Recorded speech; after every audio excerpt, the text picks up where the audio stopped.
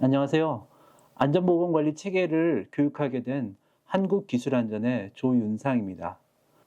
교육을 실시하기 전에 한국기술안전에서 진행한 안전보건관리 체계에 관련된 중대산업재해 이행점검 컨설팅 영상을 보시겠습니다.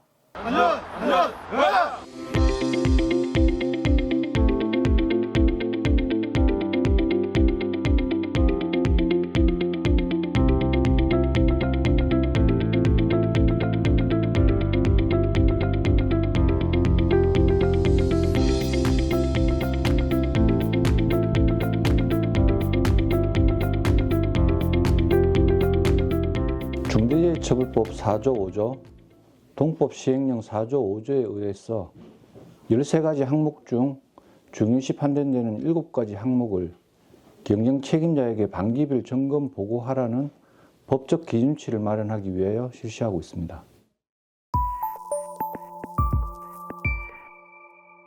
크게 이행점검, 현장점검, 설문조사 3가지 방식으로 실시하였습니다.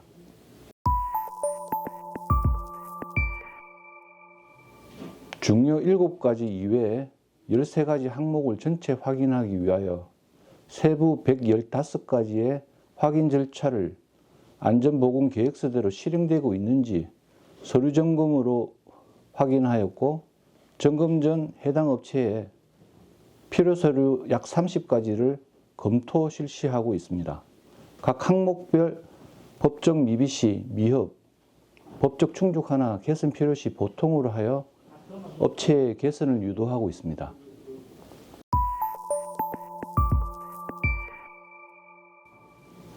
현장 점검은 시행령 4조 3호, 서류적 뿐만 아니라 현장에서 실행되고 있는지 확인하기 위하여 작업 장소별, 작업 형태별 동행 점검 방식으로 실행하였습니다.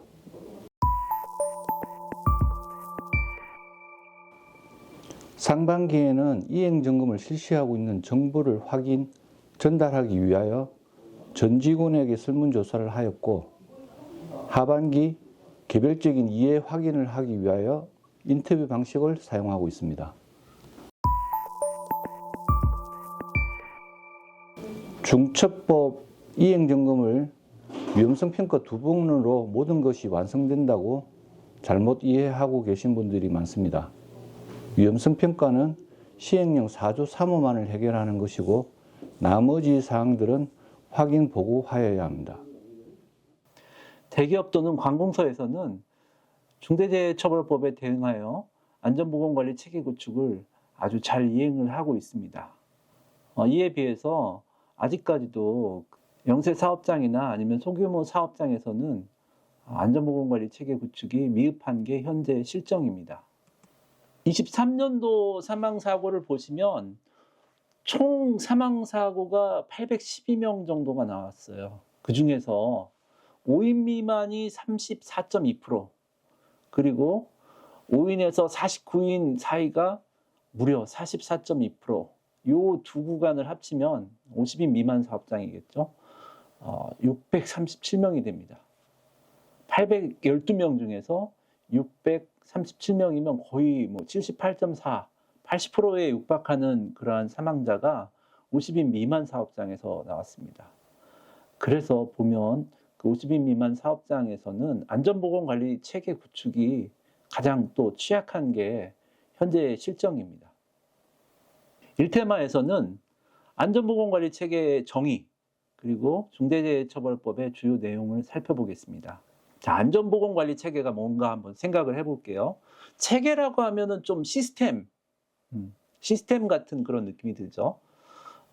안전문화라고도 볼 수 있는데, 기업체나 사업장에서 일어날 수 있는 모든 산업재해를 막기 위해서, 산업재해가 일어나지 않기 위해서 위험한 그런 사고가 일어날 만한 위험한 요인들을 찾아내고, 또 이거를 어떻게 하면 줄일까 제거하거나, 아니면 좀 덜 위험한 방법으로 대체를 하거나, 아니면은 뭐 방호 장치를 하거나 이렇게 통제 방안을 마련해서 이러한 것들을 이행을 하고 끊임없이 지속적으로 개선하는 활동을 함으로써 우리 이제 구성원들, 노무를 제공하는 종사자의 안전과 건강을 보호하는 일련의 모든 활동이 안전문화, 안전보건관리 체계라고 볼 수가 있습니다.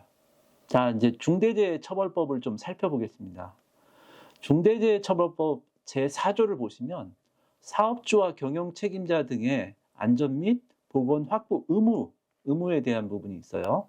여기에서 1항의 1호를 살펴보면 재해를 예방하기 위해서 필요한 인력 및 예산 등 안전보건관리 체계의 구축, 또 그 이행에 관한 조치 이렇게 되어 있습니다. 안전보건관리 체계의 구축이 사업주의 의무라고 법에서는 명시를 하고 있습니다. 중대재해처벌법 제6조를 보시면 중대산업재해, 사망사고 같은 거겠죠.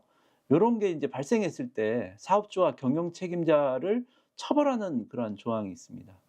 이 내용을 좀 살펴보시면 중대재해가 일어났다. 그런데 사업주와 경영 책임자 등이 4조, 5조 안전 및 보건 확보 의무를 위반을 해서 4조나 5조를 위반을 해서 아까 이제 4조 같은 경우에 안전보건관리 체계를 구축하라 이렇게 되어 있었죠. 그러한 것을 하지 않아서 의무를 위반해서 1명 이상의 사망 중대재해가 일어났다. 이러면은 사업주 또는 경영 책임자 등을 1년 이상 징역 또는 10억 원 이하의 벌금에 처하게 됩니다. 7조를 살펴보시면 양벌 규정이 나옵니다. 여기에서는 이제 개인 사업주가 아니라 법인 또는 기관일 경우에 1명 이상의 사망사고가 일어났다. 이럴 경우에는 양벌, 여기에 50억 원 이하의 벌금을 부과를 하겠다는 겁니다. 그리고 중대재해가 이렇게 사망사고가 일어났을 때는 50억 원 이하의 벌금인데 중대재해는 사망사고만 있는 게 아니라 동일한 사고로 6개월 이상의 그러한 치료가 필요한 부상자가 2명이 나왔다든지 이럴 때도 중대재해고요. 또 동일한 유해 요인으로 급성 중독이거나 아니면 직업성 질병자가 1년에 3명 이상 발생하게 된 경우에 이것도 이제 중대재해라고 하는데 사망사고를 제외한 나머지 2가지에 대해서는 10억 원 이하의 벌금을 양벌로 부과할 수도 있습니다. 여기서 보시면 이러한 징역이나 벌금 부과가 안전보건관리 체계를 구축하지 않았다. 그래가지고 부과하는 게 아니고요. 안전보건관리 체계 구축이 안 돼 있는 상태에서 중대재해가 발생을 했다. 그러면은 그때 처벌 대상이다. 이렇게 말씀을 드리겠습니다. 2024년 1월 27일부터 올해죠. 5인 이상, 상시근로자 수가 5인 이상인 모든 사업장에 중대재해처벌법이 적용이 됩니다. 그래서 영세 사업장도 여기에 해당이 되는 거고요. 이번 교육을 통해서 안전보건관리 체계 구축에 대한 그런 개념을 학습하는 그런 시간이 됐으면 좋겠습니다. 자, 그러면 안전보건관리 체계 구축을 구체적으로 어떻게 해야 되냐, 이거를 이제 생각해 봐야 되는데, 중대재해처벌법 시행령 제4조를 보면 안전보건관리 체계 구축의 이행 조치라고 해서 여기에 이제 자세하게 9가지로 설명을 하고 있습니다. 이를 살펴보면 첫 번째 1호 안전보건 목표와 경영 방침을 설정하라 이렇게 되어 있고요. 두 번째 안전보건 업무를 총괄 관리하는 전담 조직을 설치하라. 이 2호 같은 경우에는 500인 이상 사업장 그리고 건설업 같은 경우에는 건설업 순위가 200위 이내에 들어가는 그런 사업장입니다. 그래서 일반 사업장은 여기에 이제 해당이 안 되기 때문에 전담 조직은 해당이 안 되고요. 세 번째 3호. 3호 같은 경우에는 유해 위험 요인을 확인하고 개선 절차를 마련하고 점검 및 필요한 조치를 하라. 이거는 이제 쉽게 위험성 평가를 생각을 하시면 되겠습니다. 위험한 요인을 찾아내서 그걸 이제 개선하고 적절한 조치를 하라는 거죠. 그리고 네 번째 같은 경우에는 예산에 대한 내용입니다. 재해 예방에 필요한 안전보건에 관한 인력, 시설, 장비 구비와 유해 위험 요인 개선에 필요한 예산 편성 및 집행에 관한 내용입니다. 다섯 번째, 5호는 안전보건관리 책임자 등, 여기서 이제 안전보건관리 책임자 등이라고 하면 안전보건관리 책임자나 안전보건 총괄 책임자, 그리고 관리감독자가 되겠죠. 이런 분들에게 권한과 예산을 부여를 하고 평가 기준을 마련을 해서 반기 1회 평가라는 그러한 내용이 들어 있습니다. 그리고 6번째 6호 산업안전보건법에 따른 안전관리자, 보건관리자 등, 여기서 또 등자가 붙어 있다고 하면은 산업보건이나 안전보건관리 담당자, 법에서 정하고 있는 숫자만큼 전문 인력을 배치하라, 이러한 조직에 관련된 내용입니다. 7호를 보시면 종사자의 의견 청취 부분이에요. 청취 및 개선 방안, 이런 걸 마련을 하고 이행하고 이런 걸 점검하라는 그런 내용이 되겠습니다. 8호 같은 경우에는 이제 이런 식으로 그 안전보건관리 체계를 구축하다가도 사고가 났을 때, 중대산업재해가 발생했을 때, 또는 화재가 났을 때, 아니면 지진이 났을 때 비상조치 매뉴얼을 마련을 해라는 겁니다. 그리고 그러한 거에 대해서 점검하라는 겁니다. 9호 같은 경우에는 우리 사업장 내에서 일어나는 그러한 구성 인원에 대해서만 그 안전조치를 하라는 게 아니라 도급, 용역, 위탁 이런 사업을 할 경우에 그 도급, 용역, 위탁 사업장에서도 산재가 일어나지 않도록 하는 그러한 조항이 또 9호에 포함이 되어 있습니다. 이 9가지를 다시 한번 좀 분류를 해보면, 첫 번째는 경영자의 리더십이라고 이렇게 볼 수가 있습니다. 자원의 배분, 권한을 주고 예산을 하는 부분, 이런 부분이 이제 경영자의 리더십이고요.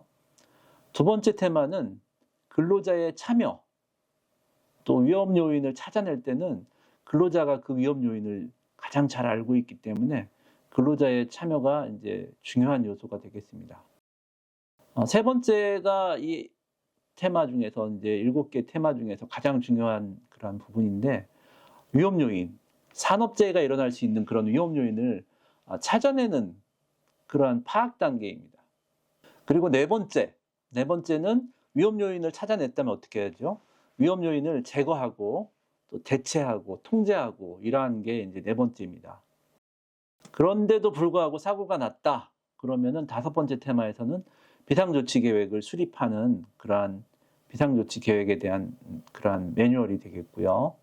6번째는 우리만이 안전한 게 아니라 우리가 이제 도급 사업을 하고 있다, 아니면 용역을 주고 있다, 위탁 사업을 하고 있다, 이러할 경우에 그러한 종사자들에 대해서도 안전보건을 확보하라는 그러한 내용이 되겠습니다.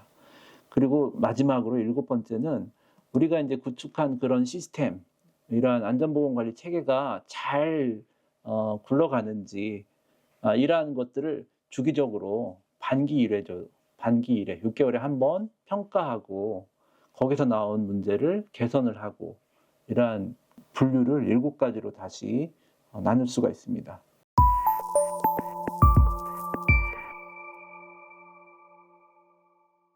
이 테마는 경영자의 리더십입니다.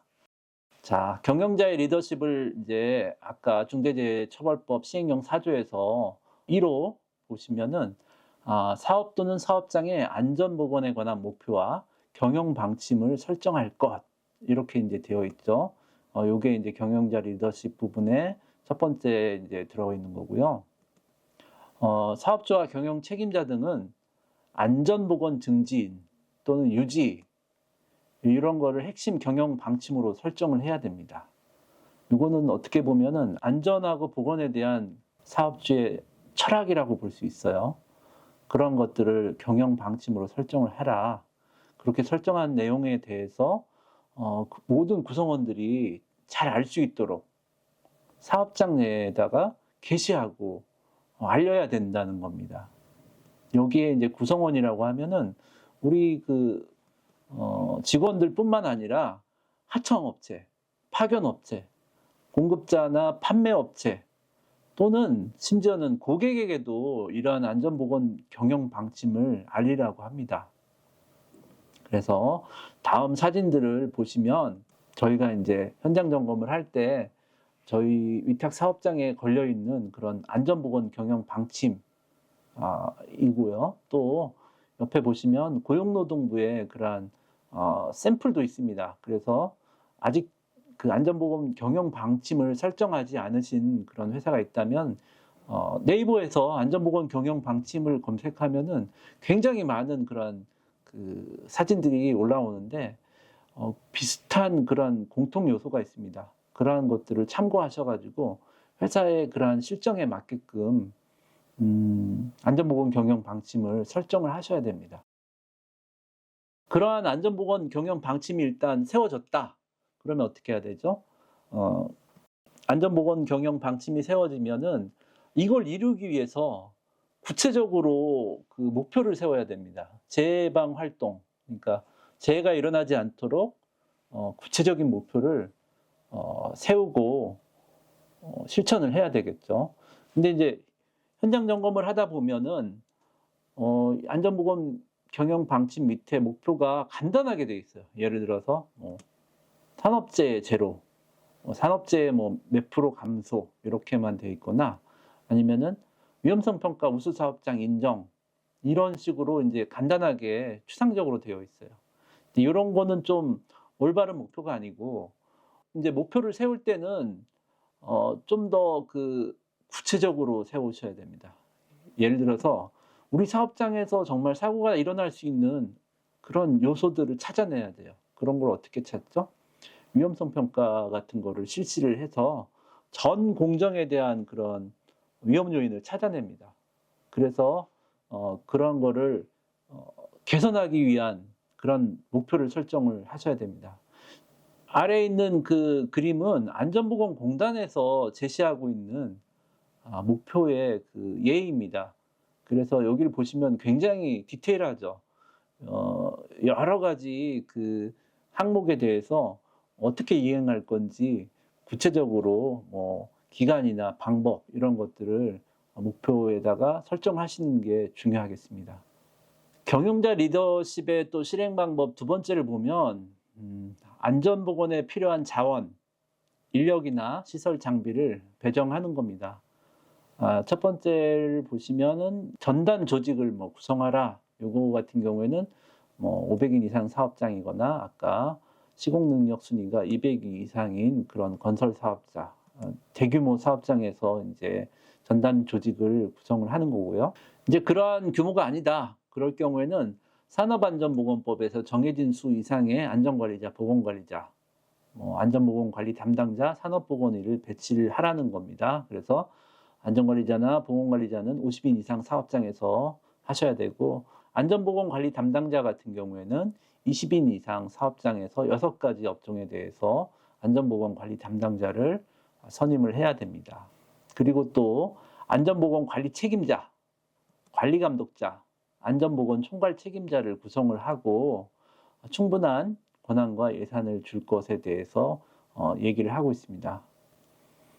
자, 우리 사업장에서 이제 위험 요소를 찾아냈다면은 그거를 개선하기 위해서 예산이 필요하죠. 그래서 위험 요인을 제거하거나 대체하거나 통제를 위한 그런 시설 장비 확충, 안전보건 담당자 배치, 비상조치 계획 수립, 훈련 이런 것들을 구체적으로 진행을 하기 위해서 충분한 예산을 배정하는 게 또 중요하겠습니다.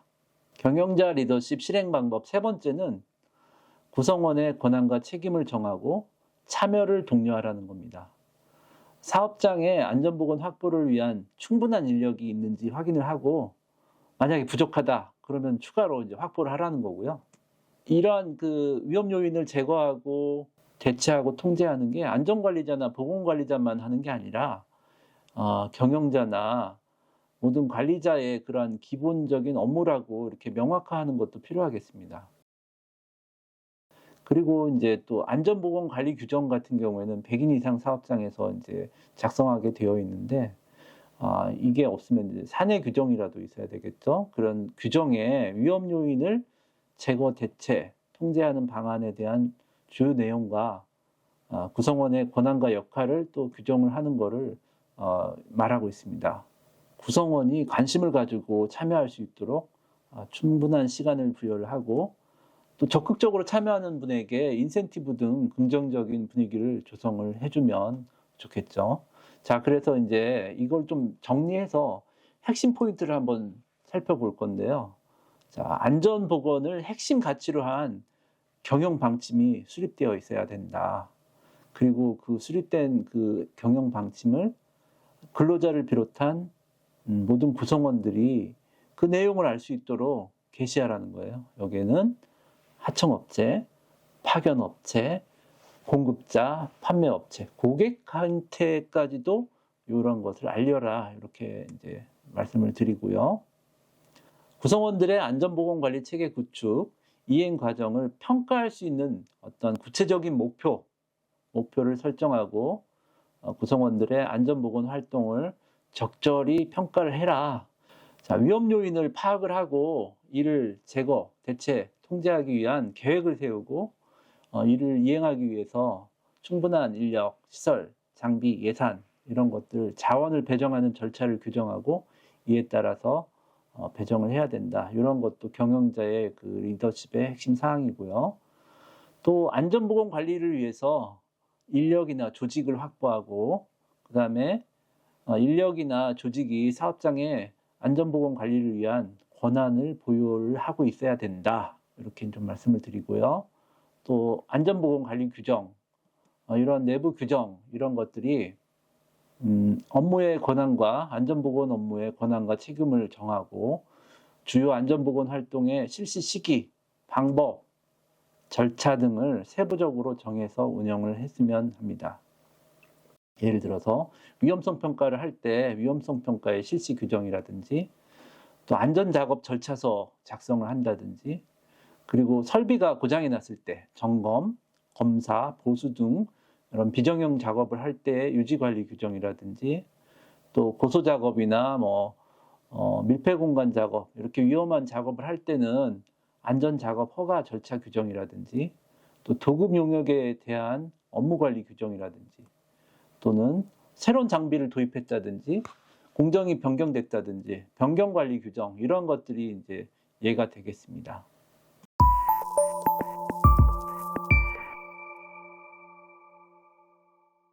세 번째 테마는 근로자의 참여입니다. 근로자의 참여를 말씀을 드리려면은 위험 요인을 찾아낼 때 가장 위험한 요인을 직접 체험하고 경험하는 근로자의 참여가 굉장히 중요합니다. 그래서 우리가 산업재해를 방지하기 위해서는 종사자의 의견을 듣는 절차가 굉장히 중요하게 되겠습니다.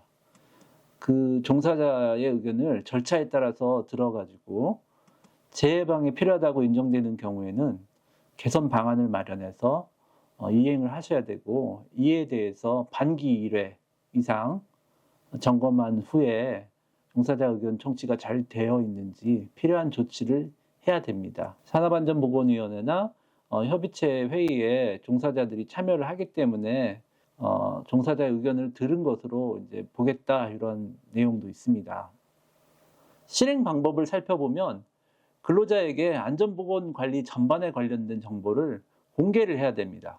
공개 내용을 보시면 안전보건 경영 방침이나 목표 또 산업안전보건 법령도 좀 내용을 종사자들이 알아야 돼요. 또 내부 규정, 안전보건관리 규정 이러한 것들 그리고 산업안전보건위원회에서 의결된 사항, 안전보건관리 체계 관련된 참여 절차 그리고 위험 요인별 제거 관리 방안 또 우리가 보유하고 있는 유해하고 위험한 물질 또 위험한 기계기구 이러한 거에 대한 정보 또 우리 사업장에서 일어났던 산업재해 이런 거에 대한 원인 조사 및 재발 방지 대책에 대해서도 그러한 모든 정보를 공개를 해서 근로자분들이 내용을 잘 알 수 있도록 하셔야 됩니다. 그러한 내용들을 잘 알고 있을 때 구성원들이 또 적극적으로 참여를 할 수 있기 때문에 정보 공개가 굉장히 중요하겠습니다. 그리고 이제 그 구성원들이 참여할 수 있는 절차 이런 걸 또 마련을 해야 되는데 아까 말씀드렸듯이 산업안전보건위원회 또한 안전보건협의체 그리고 작업 전에 실행하는 TBM 이런 거에서도 TBM 할 때도 또 그날 근로자들이 관리감독자에게 또 종사자의 의견을 또 전달을 할 수가 있겠죠. 그리고 대부분 이제 산업안전보건위원회나 안전보건협의체가 이제 구성이 될 수 없는 그런 조직들이 있습니다. 50인 이하 사업장이라든지 100인 미만 사업장이라든지 이럴 경우에는 안전보건에 관련된 제한 절차, 이런 안전보건 제안서 이런 것들을 또 사용을 해서 종사자 의견 청취를 하시면 되겠습니다. 세 번째 실행 방법은 종사자들이 자유롭게 의견을 표시할 수 있어야 됩니다. 저희가 산업안전보건위원회를 가면 대부분 잘 하시는 사업장도 있지만 근로자분들이 의견을 잘 표시를 안 하세요. 그래서 잘 표현할 수 있는 그런 분위기를 만들어 주셔야 됩니다. 아까 안전보건에 대한 정보를 공개를 하고 제공하는 게 이제 첫 번째고요. 두 번째는 좀 인센티브를 마련한다든지 불이익이 없게 이제 조치를 하셔야 됩니다. 그리고 정기적으로 조치 결과를 공개를 해줘야 되고요. 그래서 이제 우리가 참여했는데 어떤 개선이 이루어졌다 이런 거를 이제 피부로 느껴야 되죠. 만약에 제안을 하고 그 다음에 또 참여를 했는데 전혀 뭐 개선이 안 된다 그러면은 적극적으로 참여를 안 하시겠죠. 그래서 잘 참여할 수 있는 그런 분위기, 예를 들어서 뭔가 포상 제도를 준다거나 인센티브를 마련하거나 이렇게 되면 개선이 정말로 이루어지거나 이럴 경우에는 적극적으로 참여를 하시겠죠. 그리고 안전보건 활동은 근무 시간으로 또 인정을 해주셔야 됩니다. 그리고 이제 발견된 근로자들이 제시한 그런 위험 요인에 대해서 감소 대책을 수립할 때 해당 작업과 연계된 작업자들이 좀 참여를 하셔가지고 감소 대책을 수립을 하셔야 됩니다. 그리고 또 여기 이제 종사자들이 하청이나 파견, 공급자, 판매업체 이런 분들과도 적극적으로 의견을 교환을 해가지고 그분들의 그 위험 요인에 대해서도 충분하게 수렴을 하셔서 개선을 하셔야 됩니다. 종사자 의견 청취의 핵심 포인트를 다시 한번 생각해 보겠습니다. 안전보건 관련 정보를 게시판 등에 게시를 하고 회의 등을 통해서 주기적으로 공지를 해서 대부분의 근로자가 그러한 정보들을 알고 있어야 됩니다. 그래야 적극적으로 참여를 하겠죠. 근로자 참여에 대한 다양한 제도를 운영, 예를 들어서 아까 산업안전보건위원회, 아니면 안전보건협의체, 아니면 안전보건 제한제도 이런 것들을 통해서 좋은 제안을 해주고 개선이 된 그러한 사항들에 대해서는 인센티브를 부여하고 자유롭게 안전과 보건에 대해서 의견을 제시하는 그런 문화를 조성할 필요가 있겠습니다.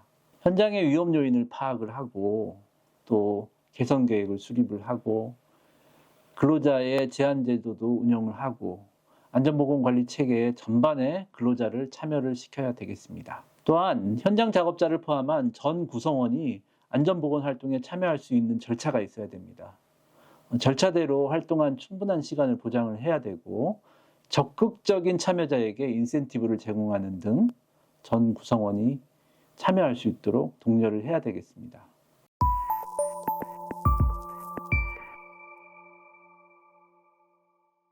네 번째 테마는 위험 요인 파악이에요. 위험성 평가할 때 두 번째 사전조사 다음에 위험 요인을 이제 파악하는 단계가 있죠. 그거라고 생각을 하시면 되겠습니다. 중대재해처벌법 시행령 제4조의 3호를 보시면 사업 또는 사업장의 특성에 따른 유해 위험 요인을 확인하여 개선하는 업무 절차를 마련하고 해당 업무 절차에 따라서 유해 위험 요인의 확인 및 개선이 이루어지는지를 반기 1회 이상 점검한 후에 필요한 조치를 할 것 이렇게 되어 있습니다. 다만 위험성 평가를 실시하거나 실시하도록 하여 실시 결과를 보고받은 경우에는 해당 업무 절차에 따라서 위험 요인을 확인 및 개선에 대한 점검을 한 것으로 본다. 그러면 위험 요인을 잘 찾으려면 어떻게 해야 되는지 실행 방법 첫 번째는 위험 요인에 대한 정보를 수집하고 정리를 해야 된다. 이렇게 보시면 되겠습니다. 어떤 게 있을까요? 위험 요인을 찾으려면은 예를 들어서 옛날에 사고가 났던 그런 데이터, 그리고 우리 사업장에서 사용하는 위험 기계기구 이런 것들을 다시 한번 목록화해야 되겠죠. 그리고 각각 입구에서 출구까지 그러한 공정별의 작업 절차도 표준 작업서 이런 거 필요하겠죠. 그리고 우리가 사용하고 있는 유해 화학물질의 MSDS 이런 것도 좀 살펴보셔야 되겠고요. 그리고 안전장비를 보유한 그런 현황, 그리고 외부 기관의 지도 점검 결과, 그리고 작업 환경 측정 결과, 그 다음에 종사자 의견 청취인 근로자나 하청업체, 파견업체, 공급 판매업체 등의 신고나 제보 이런 것도 이제 찾아낼 수 있는 방법이겠죠. 두 번째 실행 방법은 산업재해가 있었으면 산업재해하고 또 아차사고 이러한 데이터를 조사를 해야 되겠습니다. 사고조사는 안전보건 담당자 및 전문가를 중심으로 해당 작업자 또는 또 동종 유사 작업자들이 참여하는 게 중요한 포인트가 되겠습니다. 실행 방법 세 번째는 우리 사업장에서 사용하고 있는 위험 기계기구, 설비 이런 것들을 목록화하는 겁니다. 사업장 내 모든 기계기구 설비의 위험 유무를 파악을 하고요. 추가적으로 새로운 기계를 구매를 할 때는 여러 가지 기계 중에서도 안전하게 설계된 제품을 선택을 해야 되겠죠. 기계기구에 대한 그러한 관리 대장을 통해서 관리를 하시면 되겠습니다. 다음 그림은 고용노동부에서 제시하고 있는 기계기구 설비 관리대장의 예시가 되겠습니다. 이걸 참고하셔가지고 우리 사업장에 있는 기계기구를 정리하시면 되겠습니다. 실행 방법 네 번째는 사업장에 있는 유해 인자를 파악하는 겁니다. 화학적인 인자, 물리적인 인자, 생물학적인 인자 이런 것들을 파악을 하는 겁니다. 물리적인 인자라고 하면은 소음이나 진동, 방사선, 기압, 기온 이런 게 되겠고요. 생물학적인 인자 같은 경우에는 혈액하고 관련된 감염 인자, 공기로 이렇게 매개될 수 있는 감염 인자, 곤충이나 동물 매개 감염 인자 이런 게 이제 예시가 되겠고요. 또 인간공학적인 인자, 예를 들어서 근골격계 부담 작업이라든지 직무 스트레스 이러한 것들이 있겠죠. 다음 그림은 유해 위험 화학물질 관리대장 고용노동부 예시입니다. 실행 방법 다섯 번째는 어떤 위험 장소별, 위험 작업 형태별로 위험 요인을 파악을 하는 겁니다. 이때는 현장 작업자 등 모든 구성원이 참여를 해서 위험 장소와 위험 작업을 조사하시면 되겠습니다. 이번 테마의 핵심 포인트는 경영자, 관리자, 현장 작업자의 참여를 바탕으로 위험 요인을 발굴하는 그런 절차를 가지고 파악된 위험 요인을 유형별로 분류를 하고 정리를 하는 것입니다. 자, 우리 회사에 있었던 산업재해나 아차사고 발생 이랬을 때 조사하는 구체적인 절차를 담은 내부 규정이 있어야 되고 이에 따라서 조사를 실시하고 재발방지 대책을 수립을 하셔야 되겠습니다. 또한 사업장에서 보유하고 있는 위험기계기구 또는 설비를 목록화하는 게 중요하겠습니다. 관리 대장을 통해서 관리를 하셔야 되겠습니다. 또한 화학물질 등을 비롯한 유해인자를 사업주를 비롯한 모든 구성원들이 어떤 화학물질을 쓰고 있는지 유해인자를 알고 있으며 이걸 또 관리 대장을 통해서 관리를 하고 계셔야 되겠습니다. 그리고 작업 내용별 위험 요인을 파악을 하는 절차를 두고 이에 따라서 관리를 하셔야 되겠습니다. 그 다음에는 예를 들어서 사업장 내 위험 장소, 폭발 위험 장소, 또 밀폐 공간 이러한 위험 장소에서 작업을 할 때는 작업 허가 절차 이런 걸 통해서 관리를 하셔야겠습니다. 예를 들어서 화기 작업 허가, 또 밀폐 공간 작업 허가 이런 것들이 예시가 되겠습니다. 고소 작업 허가 이런 것들이 있겠죠.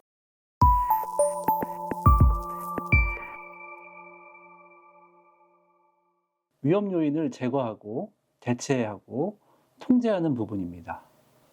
실행 방법 첫 번째로는 위험 요인별 위험성을 평가를 합니다. 그래서 위험 요인을 위험성이 얼마나 되는지 결정을 하는 그런 게 되겠습니다. 강도 빈도법에서는 5 곱하기 4 이런 걸로 해서 유급을 초과하는 그런 위험성을 결정한다든지 3단계 상중하로 결정을 한다든지 체크리스트법을 쓴다든지 핵심 요인 기술법을 사용한다든지 위험성을 결정하셔야 되겠습니다. 위험 요소별 우선순위를 결정을 했을 때 어떠한 게 점수가 높은 위험성이 높은 것을 우선순위로 결정을 하셔야 되겠습니다. 위험성을 평가하는 절차를 살펴보시면 첫 번째는 이제 사전 준비 단계가 있고 두 번째는 실제로 위험 요인을 파악하는 유해 위험 요소 파악 단계, 그리고 아까 뭐 상중하 이렇게 아니면 5곱하기4로 위험성을 결정하는 단계, 그리고 어느 기준을 설정을 해서 그 기준 이상인 그런 위험성을 감소 대책을 수립을 해서 실행하는 단계, 이러한 내용들에 대해서 모든 구성원들에게 공유하는 단계, 그러한 내용들을 기록 및 보존하는 단계, 이러한 단계로 위험성 평가가 실시하시면 되겠습니다. 실행 방법 두 번째에서는 발견한 위험 요인을 제거, 대체 및 통제 방안을 통해서 개선 대책을 세워야 되겠죠. 이게 순서별로 말씀을 드릴 건데 제일 먼저 살펴봐야 될 게 제거입니다. 가장 본질적인 대책이죠. 제거는 그 위험한 공정을 아예 없애버리는 겁니다. 예를 들어서 뭐 밀폐 공간 내에 들어가서 기계를 조작을 해야 된다고 하면은 거기에서 작업을 하다가 질식할 위험이 있겠죠. 그래서 그 밀폐 공간 내에 있는 기계를 제거를 해서 외부에다가 재배치를 하는 겁니다. 그러면은 질식할 위험이 사라지겠죠. 그게 이제 가장 본질적인 방법이에요. 위험 요인을 아예 제거하는 거. 이게 불가능하다 그러면 이제 대체라는 방법을 생각할 수 있습니다. 예를 들어 보면은 메탄올은 굉장히 독하죠. 그리고 눈을 실명하게 하고 그런 위험 요인이 있습니다. 이런 거를 에탄올로 대체를 한다면은 위험 요인이 없어지겠죠. 그래서 이렇게 조금 더 위험한 거를 조금 더 안전한 물질로 대체를 한다든지. 그 다음은 이제 공학적인 통제입니다. 제거나 대체가 이제 뭐 안 된다고 할 때, 이럴 때는 어떤 방호 장치를 설치한다든지, 예를 들어서 뭐 방호 커버를 설치한다든지, 아니면 안전 난간을 설치한다든지, 이러한 위험 요인과 작업자를 좀 격리하는 그러한 게 공학적인 통제입니다. 그리고 그거보다 이제 더 약한 방법은 행정적인 통제입니다. 예를 들어서 교육을 실시한다든지, 작업 허가제를 실시한다든지, 안전보건 표지를 붙인다든지, 안전보건 뭐 프랭카드를 붙인다든지, 이런 게 이제 행정적인 통제가 되겠습니다. 그리고 맨 마지막으로 보호구를 좀 생각하셔야 되겠습니다. 예를 들어서 안전모를 착용한다든지, 안전화를 착용한다든지, 방독 마스크를 착용한다든지, 이러한 보호구를 착용하는 것이 마지막 순서가 되겠습니다. 보통 근데 감소 대책을 수립을 하라고 하면 보호구부터 이제 생각을 하게 되는데, 보호구는 감소 대책의 맨 마지막 순서예요. 제거를 해보시고, 또 대체도 생각해 보시고, 공학적인 통제도 생각해 보시고, 행정적인 통제도 생각하시고, 마지막으로 보호구를 생각을 하시라는 뜻입니다. 실행 방법 세 번째는 종합적인 대책을 수립하고 이행하라입니다. 모든 구성원이 직무 관련 위험 요인, 제거 대체 및 통제 기법, 교육, 다양한 보호구의 착용 시점과 방법, 안전보건관리 체계의 개념과 전반적인 절차, 교육 훈련 내용은 사내 인트라넷 동영상 및 문서로 등록, 산업안전보건위원회나 안전보건협의체 이런 걸 정기적으로 정보를 제공합니다. 급박한 위험에 따른 대응 훈련을 주기적으로 실시를 하는 것이 되겠습니다. 경영관리자 같은 경우에는 안전보건관리 체계 구축 이행을 필수 경영 행위로 수행을 하셔야 되고, 사업장 내 위험 요인별 통제 방안을 숙지하고 지휘 감독하셔야 되겠습니다. 관리 감독자 같은 경우에는 작업 전 안전 미팅이죠. TBM을 활용을 해서 기본 안전 수칙을 상기시키고 점검을 하셔야 되겠습니다. 도급 용역 위탁 시에는 계약할 때부터 사업장 위험 요인별 대책을 설명을 하고 이행을 독려하셔야 되겠습니다.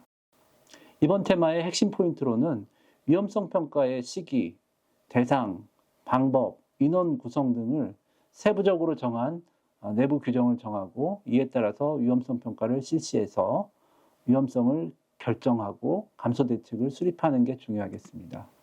자, 근본적인 개선 대책, 재고나 대체 이러한 것들을 우선적으로 검토를 하시고 가능하다면 공학적인 통제 방안 이상으로 관리를 해서 복수의 방안을 마련하셔야 되겠습니다.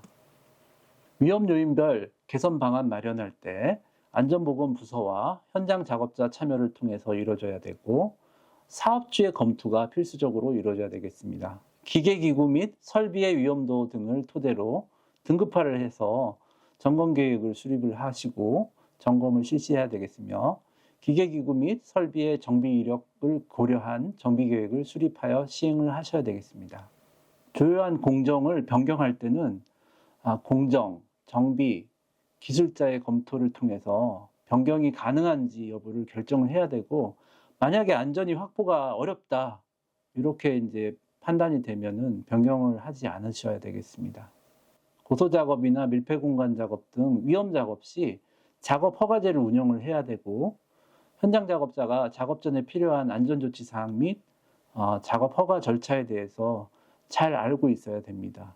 기계 설비 등의 정비, 청소, 수리, 비정형 작업이라고 하죠. 이런 작업을 할 때는 어떤 타 작업자의 제3자의 불시 가동을 막기 위해서 전원에 잠금 장치를 하거나 아니면은 뭐 작업 중이라는 그런 꼬리표를 붙이거나 이러한 그 절차가 있어야 되고 대부분의 근로자가 이 절차를 알고 있고 담당자 외에는 잠금 장치를 해결하지 않아야 되겠습니다. 위험 요인별 제거, 대체 및 통제 방안을 확정한 종합대책의 개선 시기, 담당자 등을 정하고 예산이나 인력 등 자원 배정 방안을 적절하게 마련을 해서 세운 대책대로 개선이 이루어져야 되겠습니다.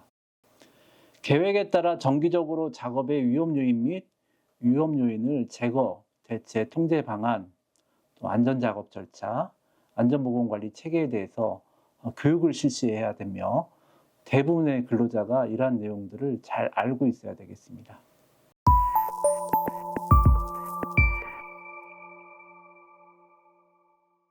안녕하세요. 한국기술안전의 이정훈입니다. 안전보건관리체계 구축을 위한 7가지 핵심 요소 중 5번째인 비상조치계획 수립에 대해서 말씀드리고자 합니다. 중대재해 발생에 대처할 수 있는 비상조치계획을 수립하고 준비함으로써 피해를 최소화할 수 있습니다. 중대재해처벌법 시행령 제4조 안전보건관리체계 구축 및 이행조치, 사업 또는 사업장에 대해서 중대산업재해가 발생하거나 발생할 급박한 위험이 있을 경우를 대비해서 다음 항목의 조치에 관한 매뉴얼을 마련하고 해당 매뉴얼에 따라 조치하는지를 반기 1회 이상 점검할 것. 가, 작업 중지, 근로자 대피, 위험 요인, 제거 등 대응 조치. 나, 중대산업재해를 입은 사람에 대한 보호 조치. 다, 추가 피해 방지를 위한 조치. 사업장에서 발생할 수 있는 위험 요인을 바탕으로 시나리오를 작성합니다. 예를 들자면 화재, 침수, 전기 사고 등을 얘기를 하고요. 어떤 재해로 인해서 사업장에 피해가 발생할 수 있는지 요건별로 검토를 해야 되고 사망사고가 발생되는 중대 위험 요인은 재해 발생 시나리오로 따로 분류해야 합니다. 여러 사업장을 보유한 기업은 사업장마다의 발생 가능한 재해 상황이 다르기 때문에 사업장마다 맞는 재해 발생 시나리오를 작성하셔야 되고 제작된 시나리오를 바탕으로 조치 계획을 수립해서 재해 발생 상황을 전파하는 방법과 절차가 적정한지에 대한 현장에서의 조치사항, 재해자 구호 조치, 그리고 위험 요인 제거 등이 적절히 시행되었는지, 그리고 대피가 필요한 경우에는 근로자 대피 방법과 경로, 대피 장소가 적절한지, 추가적인 피해가 발생되지 않도록 추가 피해 방지 방안 등을 포함해서 계획을 만드셔야 되겠습니다. 조치 계획은 사업장의 모든 구성원들의 의견을 받고 검토하는 부분을 걸치셔야 되고요. 사업주의 작업 중지 의무 및 작업자의 작업 중지권을 반영하도록 해야 합니다. 비상사태 시나리오는 미급 상황 발생 시 우리가 어떻게 해야 되는지 미리 정해둔 매뉴얼이라고 할 수 있고요. 각종 사고에 대비해서 초기 대응 방법, 상황에 대한 역할 등을 명시하여 실제 사고가 발생할 때 갑작스러운 상황에서도 혼란을 줄이고 신속하게 대응할 수 있도록 돕는 안전 가이드입니다. 시나리오가 잘 되어 있고 훈련도 잘 진행한다면 회사와 근로자들이 빠르게 대처해서 피해를 최소화할 수 있겠습니다. 비상사태 시나리오의 핵심은 예상 가능한 재난 상황에 맞춰서 철저히 대비하는 것이고요. 다음의 내용이 필수적으로 포함되어야 합니다. 첫 번째는 위험 예측입니다. 각 장소나 구역에서 발생 가능한 재난 유형과 위험 요소를 분석하는 단계이고요. 예를 들자면 용접작업은 폭발이나 화재 발생이 높고 전기 설비가 많은 곳에서는 전기 사고 발생 노출도가 높듯이 해당 구역이나 작업에서의 예방책을 마련하고 이런 위험 요소들을 파악하고 대비하는 것이 핵심입니다. 두 번째는 대피 경로가 위치 파악이고요. 재난이나 사고 발생 시 가장 중요한 것은 우리들의 근로자 안전한 대피이고요. 그래서 사전에 우리는 대피 경로 그리고 1차, 2차 집합 장소를 지정하고 이에 대해서 모든 근로자들이 알고 있어야 합니다. 이를 통해 혼란을 줄이고 인원 파악을 쉽게 해서 2차 피해가 발생되지 않도록 하고요. 근로자들이 안전한 장소로 이동할 수 있도록 도울 수 있습니다. 최소 거리의 경로나 위치 설정으로 재난 발생 시 안전과 나아가서 생명까지 지킬 수 있는 결정적인 역할을 하는 것이 두 번째인 대피 경로와 위치 파악 그리고 설정입니다. 세 번째로는 담당자 지정인데요. 비상사태 발생 시에는 누가 무엇을 해야 하는지 구분하는 것이 매우 중요합니다. 화재를 예로 들면 인명조치반, 비상조치반, 대피유도반, 비상복구반 등을 근로자로 구성해서 비상 상황에 대해서 적절한 역할을 분배해서 혼란이나 피해가 더 커지는 것을 막을 수 있습니다. 네 번째는 필요 물품 관리입니다. 비상사태에 대비해서 구급함, 소화기, 소화전, AED 등 구호 물품을 확보하고 이들을 주기적으로 점검을 해서요. 즉시 사용이 가능한 상태로 유지를 하셔야 됩니다. 그리고 이 물품들이 적절한 위치에 잘 배치되어 있는지 확인하시는 게 좋겠습니다. 다음은 훈련과 점검에 대해서 알아보겠습니다. 우리가 열심히 만든 비상사태 시나리오가 제 기능을 하기 위해서는 문서로만 만들어져 있어서는 안 되겠죠. 정기적으로 실제 상황과 비슷하게 훈련과 점검을 필수로 시행하셔야 합니다. 각 시나리오에 맞추어서 연 1회 이상의 훈련을 통해서 근로자들이 맡은 역할을 수행하고 신속하게 재해 상황에 대해서 대처하도록 준비해야 합니다. 훈련 후에는 부족한 부분이나 개선점에 대해서 참여 인원들의 피드백을 받고요. 비상훈련 실시 보고서를 작성해서 시나리오의 미흡한 부분에 대한 업데이트도 주기적으로 같이 이루어져야 하겠습니다. 다섯 번째 주제를 시작할 때 말씀드렸던 최근 변경은 반기마다 훈련을 하도록 의무화가 되어 있습니다. 훈련을 통해서 조직의 대응력을 높이고 사고 예방 및 대처가 가능하도록 만들어야 하겠습니다. 비상사태 시나리오는 법적인 거니까 만들라고 하니까 이런 단순한 문서가 아니라 우리 동료들의 안전을 지키는 매뉴얼이고 방패라고 생각하시면 좋겠고요. 우리 사업장에 맞는 맞춤 시나리오를 구축하고 훈련 등을 통해서 이를 주기적으로 점검하고 수정하는 것이 매우 중요하겠습니다. 조직 또는 아래 예시를 참고 부탁드리고요. 연락처가 같이 기입이 된다면 더 빠른 대처가 가능할 것입니다.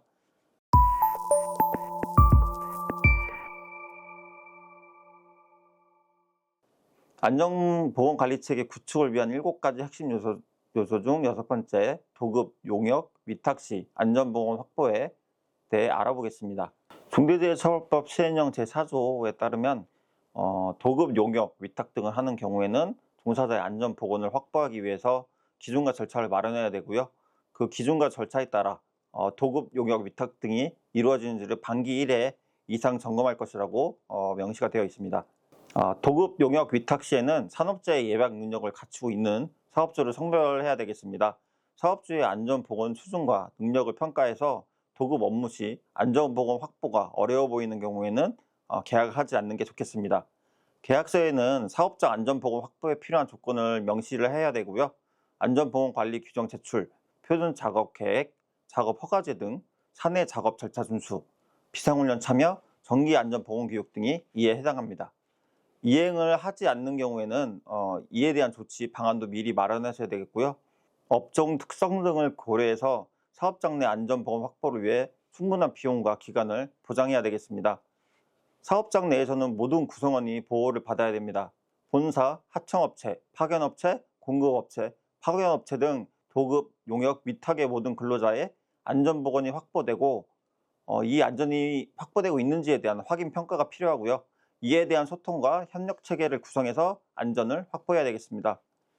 도급 용역 위탁 시 안전보건 확보를 위한 자체 점검은 산업재해 예방 능력을 평가하기 위한 적절한 기준과 절차를 마련해서 도급 용역 위탁 등이 이루어져야 하고요. 반기 1회 이상의 주기적인 기준, 절차에 따라서 도급 용역 위탁 등이 제대로 이루어지는지 확인 및 자료 보완을 해야 되겠습니다. 안전보건에 관한 의견을 전달받는 절차는 다양하게 마련해야 되고요. 의견에 대한 내용과 검토, 처리 결과를 근로자들이 확인할 수 있도록 해야 합니다. 도급 용역 위탁 업무 관리 감독 절차는 선정 시에는 도급 용역 위탁 받는 자의 안전보건 관리 계획서를 검토해야 되고요. 작업 전에는 도급 용역 위탁 받는 자의 위험성 평가를 검토해야 됩니다. 작업 시에는 작업 허가, 그리고 순회 점검, 작업 완료, 이렇게 평가 반영 순으로 순서가 이루어지겠고요. 아래 표를 예로 보게 되면은 안전보건 관리 체계에 40점을 배점을 하였고 리더십, 근로자 참여, 위험 요인 파악 및 제거, 대체, 통제, 비상조치 계획이 각 시점으로 배점이 되어 있는 것을 보실 수 있고요. 해당 표는 예시니까요. 각각의 사업장에 맞는 평가 기준으로 진행하시기 바랍니다. 도급 용역 위탁 수급이 근로자에게 제공되어야 하는 안전보건 관련 정보의 예시는 제조나 사용, 운반 또는 저장하는 위험물질 및 유해물질의 명칭과 유해성, 위험성, 안전보건상 유해하거나 위험한 작업에 대한 주의사항, 그리고 안전보건상 유해하거나 위험한 물질의 유출 등 사고가 발생할 경우에 필요한 조치의 내용 등이 있고요. 이에 대한 관리 감독 절차 예시로는 선정 시에는 도급 용역 위탁받는 자의 안전보건 관리 계획서를 검토해야 되고, 작업 전은 위험성 평가, 그리고 작업 시에는 작업 허가, 순회 점검이 진행되어야 되겠고요. 작업 완료 후에는 평가에 반영하도록 하는 게 좋겠습니다. 과거에 해당 사업장에 사고가 발생됐다면 발생 원인과 조치, 개선에 대해서도 공유하시는 것도 좋은 방법입니다. 중대재해처벌법이 제정된 후 재해에 대한 판결을 공유드리고자 하는데요. 도급업과 실제 시정이 나온 사례를 두 가지 공유하겠습니다. 중대재해처벌법 제2호로 알려진 한국제강의 최초 실형 선고 사례에 대한 뉴스 영상을 보시겠습니다. 중대재해처벌법 이후 처음으로 법정 구속된 한국제강 대표이사가 항소심에서도 1심 선고와 같은 실형이 선고됐습니다. 피고인이 유족과 합의하고 또 향후 사고 재발을 방지하겠다는 점을 참작한다고 해도 형이 무겁다고 보긴 어렵다는 법원 판단이 나온 건데 서창우 기자가 취재했습니다. 지난해 3월 철강 제조업체인 한국제강에서 60대 협력업체 노동자가 숨졌습니다. 철판을 크레인으로 올리다가 섬유벨트가 끊어지면서 1.2톤짜리 철판에 깔린 겁니다. 조사 결과 사고의 원인으로 꼽힌 섬유벨트는 심하게 손상돼 있었고 평소에 안전한지 여부를 점검하는 작업도 이루어지지 않았던 것으로 나타났습니다. 이 사건뿐만이 아니었습니다. 2년 전에도 한국제강 사업장에서 40대 노동자가 고철을 싣고 내리던 화물차에 부딪혀 숨지기도 했습니다. 또 여러 차례 산업안전보건법 위반 등으로 고용노동부 등의 지적을 받아왔습니다. 이런 점을 미뤄 지난 4월 1심 재판부는 한국제강 대표이사에 대해 징역 1년을 선고하고 법정 구속했습니다. 중대재해처벌법이 시행된 지 1년 3개월 만에 경영 책임자가 처음으로 실형을 받은 겁니다. 그리고 넉 달 뒤 항소심 재판부도 1심 재판부와 같은 판단을 내렸습니다. 유족과 원만한 합의를 하고 당국의 시정명령을 다 시행했다는 점 등은 이미 1심에서 다 참작한 내용이라며 중대재해처벌법 시행 직후여서 회사에서 미리 준비하기 어려웠다고 하지만 입법 후 유예기간이 상당했다는 점과 그전에도 산업안전보건법 위반으로 여러 차례 처벌받았던 점 등을 미뤄보면 1심 양형이 무겁지 않았다는 겁니다. 노동계는 환영 입장을 내놓았습니다. 하필 규정이라 생각하고요. 죗값을 치르고 나와가지고 실제로 작업환경 개선을 실시해가지고 노동자들이 좀 더 이제 죽지 않고 다치지 않고 일할 수 있는. 중대재해처벌법 시행 이후 첫 항소심 선고. 적어도 이제 어떤 안전사고나 산업 중대재해 같은 게 반복됐을 때 상당 부분 이제 문제를 삼을 수 있는 판결이라는 점에서 의미가 있어 보입니다.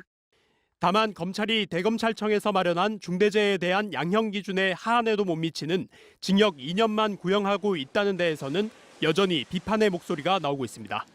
MBC 뉴스 서창호입니다. 영상을 보셨는데요. 영상에서 보시다시피 중대재해처벌법 시행 1년 3개월 만인 2022년 3월 16일 함안에 위치한 한국제강 철강 공장에서 하도급 업체인 강백산업의 보급 근로자가 크레인을 이용한 방열판을 디디는 작업 도중에 섬유 벨트가 끊어지면서 아래로 떨어진 방열판과 바닥 사이에 근로자 왼쪽 다리가 협착되어서 응급실에서 치료를 받았으나 출혈성 쇼크로 사망하는 중대재해가 발생되었습니다. 해당 사고로 인해서 한국제강 대표이사는 징역 1년이 선고되었고요. 하청업체 대표이사는 징역 6개월에 집행유예 2년, 그리고 법인에는 벌금 1억 원이 부과가 되었습니다. 중대재해처벌법상의 위반 사항은 제4조 5호 안전보건 총괄 책임자 등의 충실한 업무 수행에 관한 조치, 그리고 제4조 9호 제3자 도급 관련 기준 절차 마련 및 점검이며 산업안전보건법 위반 사항은 중량물 취급 작업 계획서 미작성 등이 있습니다. 판결 선고는 아래 사진과 같고요. 두 번째 사례는 중대재해처벌법 제15호로 알려진 양산에 위치한 엠텍이라는 자동차 부품 제조업에서 발생한 사고입니다.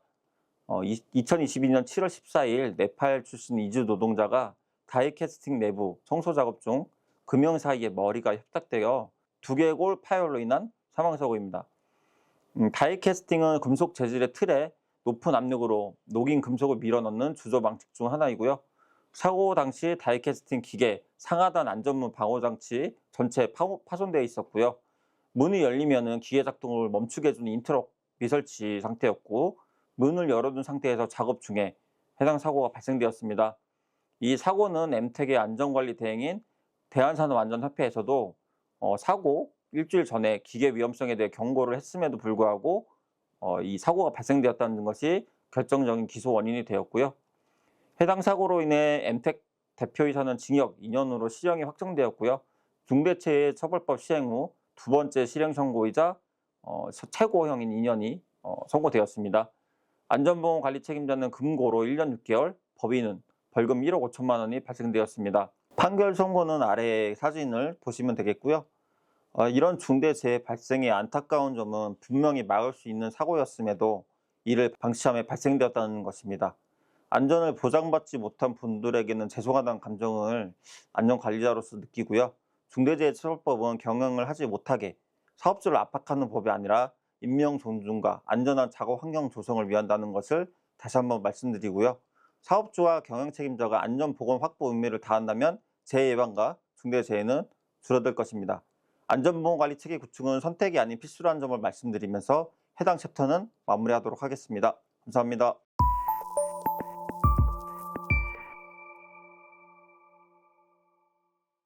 테마를 교육하게 된 한국기술안전 신수구입니다.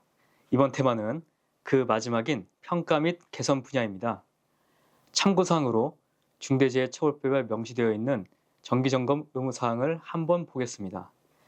해당 내용들은 반기 1회 이상 시행을 해야 하고요.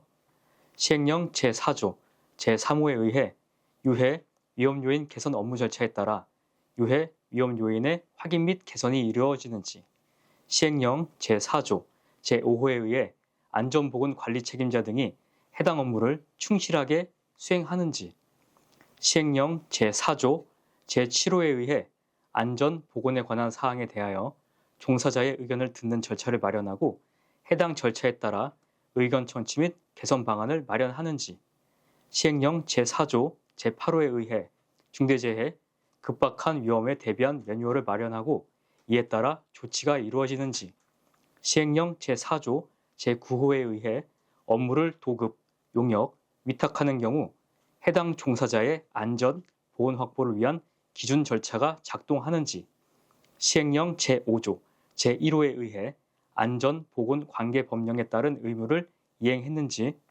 시행령 제5조, 제3호에 의해 유해, 위험한 작업에 관한 안전, 보건에 관한 교육을 실시했는지 점검을 실시하시면 됩니다. 첫 번째 실행 방법은 안전보건 목표를 설정하고 관리하는 것입니다. 본사와 사업부서, 사업장별 안전보건 목표를 설정합니다. 세부 내용을 보시면 경영방침 개시 건수, 기계 및 설비의 정기검사 실시율, 안전보건 경영방침에 대한 근로자 인지율 등 평가할 수 있는 지표들로 설정할 수 있습니다. 이후 목표 달성 여부를 정기적으로 평가하고 결과를 모든 구성원에게 공개를 하면 됩니다. 여기에서 목표에 대한 평가가 양호함에도 불구 산업재해 발생 건수가 증가하는 경우에는 다시 한번 목표가 제대로 설정되었는지 점검 후에 개선을 해야 하겠습니다. 두 번째 실행 방법은 안전보건관리체계가 제대로 운영되는지 확인하는 것입니다. 현장에서 계획대로 이행되고 있는지 정기적으로 점검을 실시하고 사고가 발생하면 문제를 해결하기 위해 관리체계의 근원적인 문제를 찾는 데 집중을 해야 합니다. 점검팀은 주요 공정에 대한 전문성을 갖춘 자를 중심으로 구성을 해야 합니다. 점검 내용은 경영자 리더십, 근로자 참여, 위험 요인 파악, 위험 요인 제거 및 대체, 통제 방안 마련, 비상조치 계획 수립, 도읍 관리 등 핵심 요소 전반을 점검합니다. 점검 절차는 면담과 서류 확인, 현장 점검으로 실시하게 되며 특별 점검은 산업재해 및 아차 사고 발생 시 시행합니다. 이때 징계 등 부정적인 수단을 사용하지 않고 원인을 파악하여 개선하는 데 중점을 두어야 합니다. 실행 방법 세 번째는 발굴된 문제점을 주기적으로 검토하고 개선하는 것입니다.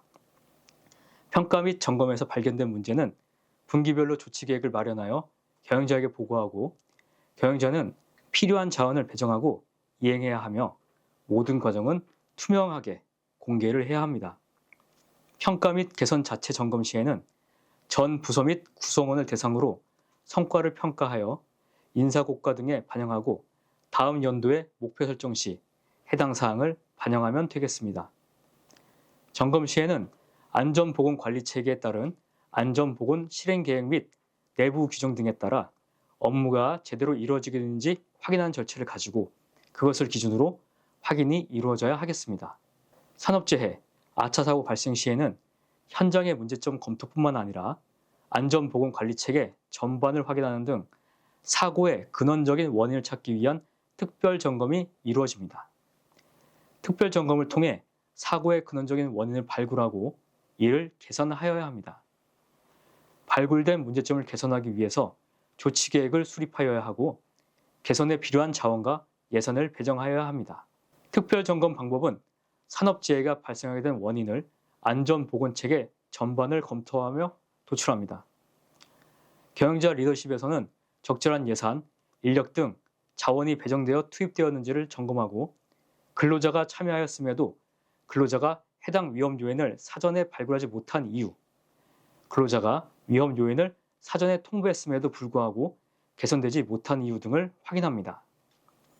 위험 요인 파악에서는 사전에 파악되지 않았던 위험 요인인지를 확인하고 사전에 파악되지 않은 원인에 대해 점검합니다. 위험 요인 제거 통제에서는 사전에 파악됐었던 위험 요인임에도 그 위험 요인이 제거되거나 통제되지 못했던 원인에 대해 점검합니다. 비상조치 계획 분야에서는 급박한 위험임에도 작업 중지 등이 작동하지 않았던 원인에 대해 점검하여야 하며 도급, 용역, 위탁, 안전보건조치 수급인 근로자가 안전보건조치를 충분히 이행하지 못한 원인을 정보 공유가 잘 안 되었다든지 참여와 소통이 부족했다든지 관리 감독의 부재 등 해당되는 원인을 확인하면 되겠습니다. 감사합니다.